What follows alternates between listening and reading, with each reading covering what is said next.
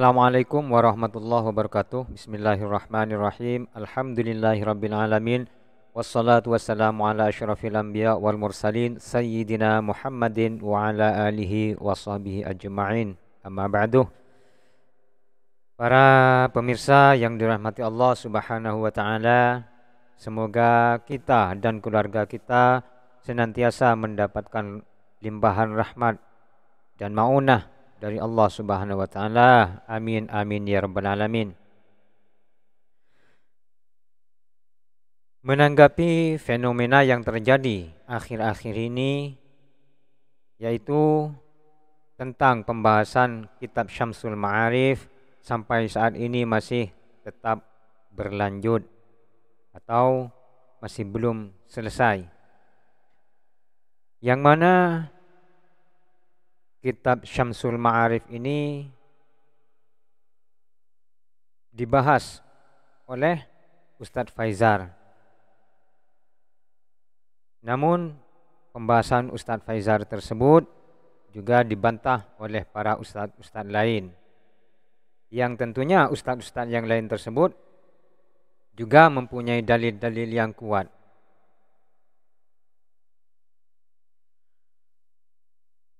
Dari pihak Ustadz Faizar mengatakan bahwasanya kitab Syamsul Ma'arif dan juga yang sejenis dengan kitab Syamsul Ma'arif tersebut haram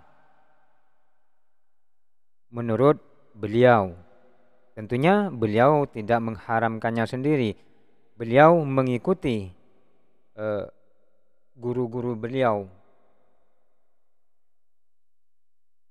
Dan juga sebaliknya, orang yang tidak sejalan dengan Ustadz Faizar itu juga menyanggah atau membolehkan menggunakan kitab tersebut.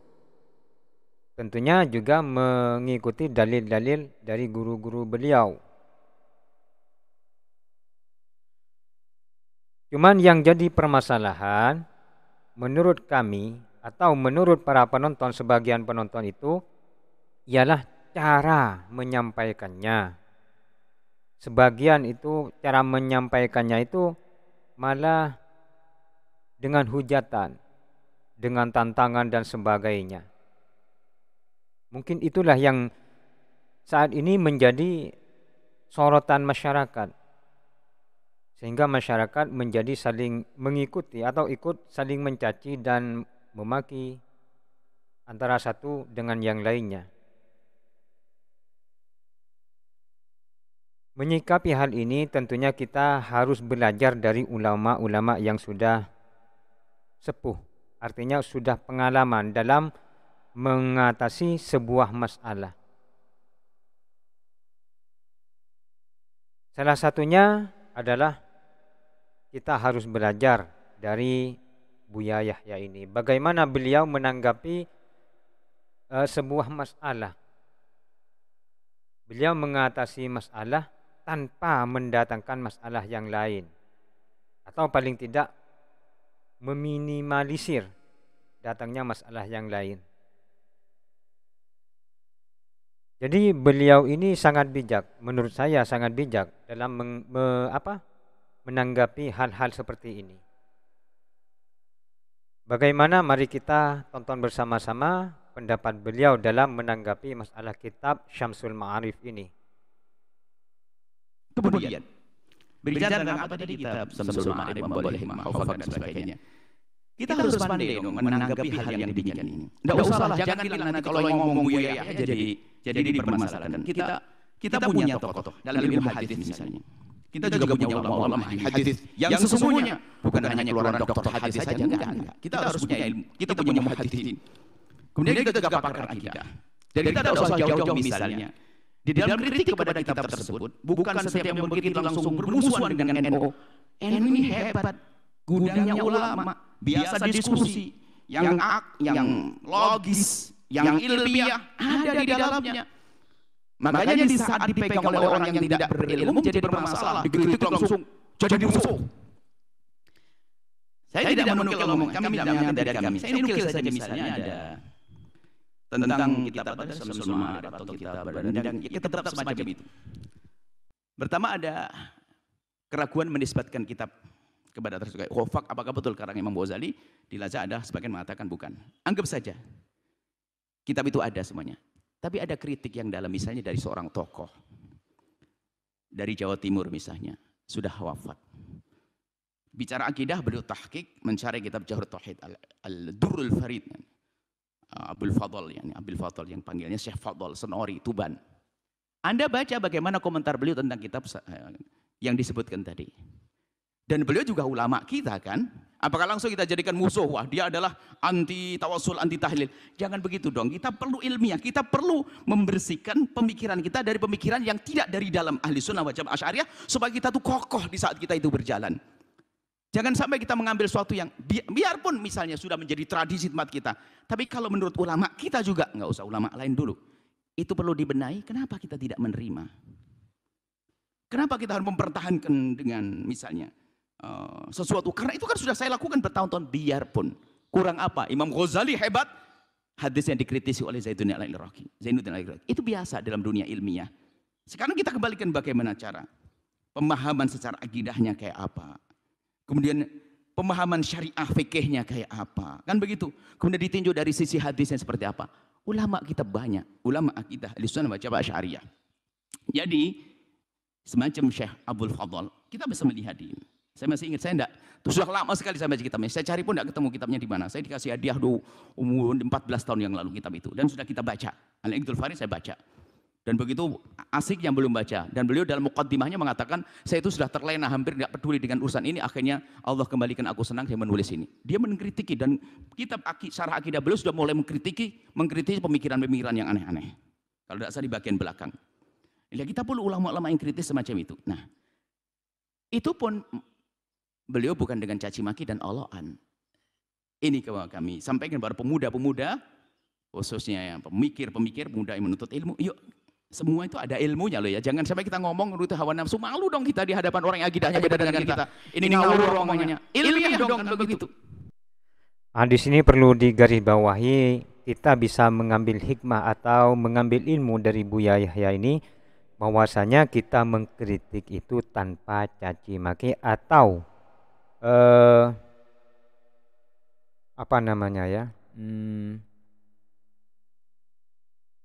menyudutkan orang yang dikritik. Jadi sebagai pengkritik kita harus bijak.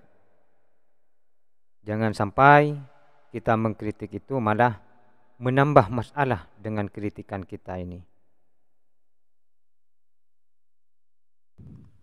Ilmiah di saat kita tadi dikatakan misalnya nggak benar, apa hujahnya mengatakan? Kemudian siapa yang mengatakan? Jangan mengatakan, yang mengatakan itu pasti musuh kita. Suyuti yang ngomong.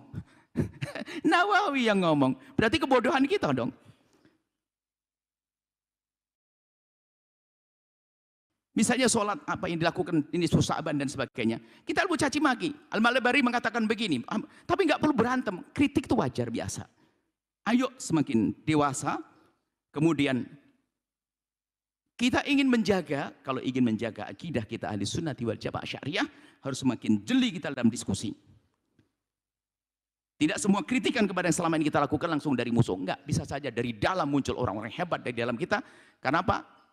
Di zaman itu zaman berbeda. Zaman ini, mohon maaf. Zaman ini zaman kita itu dihujat oleh orang-orang yang tidak sesuai dengan Asy'ariyah. Mereka mencari-cari kesalahan. Dan mereka mencari kesalahan langsung kepada usus-usus akidah Asy'ariyah, nggak bisa berbenturan di sini. Sehingga mereka mengkritiki dari sisi ini, pinggiran-pinggiran tadi, kayak pemikiran-pemikiran yang itu. Wow, ahli sunnah wal jamaah melakukan iman, padahal itu bukan kita. Maka kita ingin kembali kepada ususnya tadi. Wahai Asy'ariyah semuanya, ususnya, dasar-dasarnya. Sehingga kalau kita menemukan kitab-kitab yang di situ ada keanehan-keanehan secara akidah dan sebagainya, ya kalau kita tidak mencaci, cuman tidak perlulah kita tonjolkan lagi itu. Kita perlu pelan-pelan. Nah, ini yang namanya jujur. Karena apa? Yang kritisi bukan musuh. Kadang kita sendiri, ulama kita sendiri. Kita harus dewasa dalam hal ini. Akhirnya gara-gara begini ribut masalah. Caci. Setiap yang mengkritisi langsung. Berarti Syekh Fadl harus kita hancurkan dari. Na'udzubillah. Dan banyak lagi bukan Syekh Fadl saja, Abdul Fadl saja. Masih banyak. Ini sebuah contoh saja saya menyebut Syekh Abdul Fadl. Karena terlihat beliau juga tahqiq. Beliau waktu menulis itu bukan sekedar nulis, jiplak begitu. Akan tapi berpikir. Karena yang dibahas itu adalah tidak pernah banyak sesuatu yang tidak pernah dibahas oleh ulama sebelumnya. Beliau punya tulisan banyak, hebat kan begitu maksudnya. Yuk kita terbuka. Omongan-omongan. Tapi kalau mengatakan itu kitab sihir yang begini-begini, ya mencaci itu tidak boleh.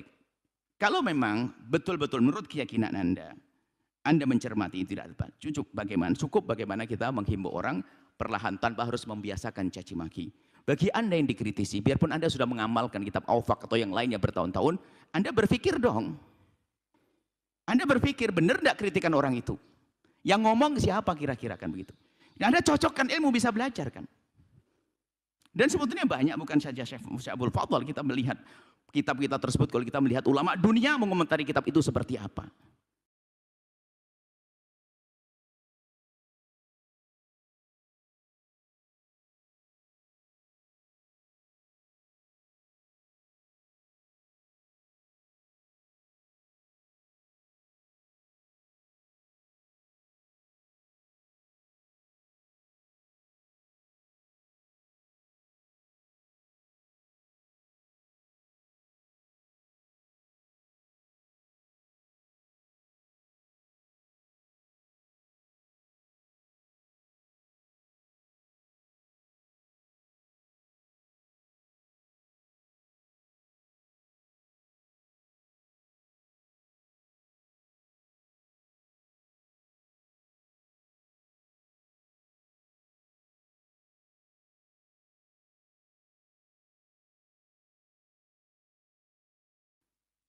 Dan itu tidak ada hubungannya hal-hal begitu. Ahli sunnah wal jamaah kalau kita bicara usus akidah, bukan urusan kitab-kitab hikmah itu. Nggak ada urusannya dengan kitab itu. Seandainya kitab itu ditiadakan, nggak akan mengganggu akidah kita ahli sunnah wal jamaah Asy'ariyah yang ditetapkan oleh Abul Hasan Asy'ari, yang ditetapkan oleh, yang dibangun oleh Mbah Hashim Asy'ari yang ada di Indonesia. Nggak ada urusannya itu. Tapi kenapa sesuatu yang nggak ada urusan dengan asas akidah kadang menjadi ribut di masyarakat kita ini? Ya karena kebodohan kita, ketidakmengertian kita. Diskusi terbuka, ayo. Dan harus akli ya. Sekarang ada ilmu hadisnya, harus ada. Kalau bicara usul fikih-fikihnya harus mengatur semuanya. Dan Syekh Fadl di saat menulis bukan ngelantur, beliau juga mencermati. Dan tentunya beliau juga membaca kitab-kitab orang yang sebelumnya. Maksud kami apa? Yuk kita biasa budaya insaf. Melihat kebenaran sebagai kebenaran, seperti doa yang diajarkan, arinal haqqa haqqa warzuqna tiba'ah. Ya Allah, tampakkan kepada kami kebenaran, mudahkan kami untuk mengikutinya.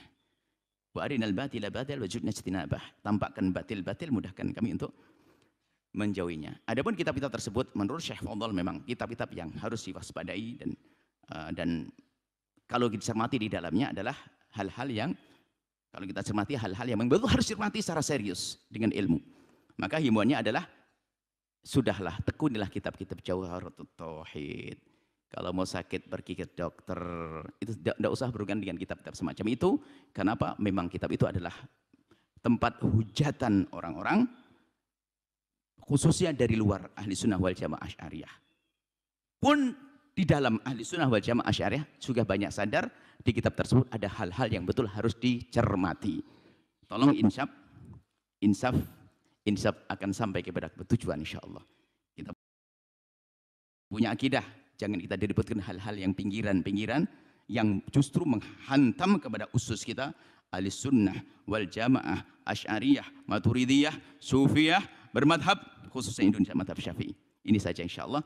Semoga setelah ini tetap terbangun cinta. Jangan biasa main hantam hujat, tapi kalau Anda siap diskusi.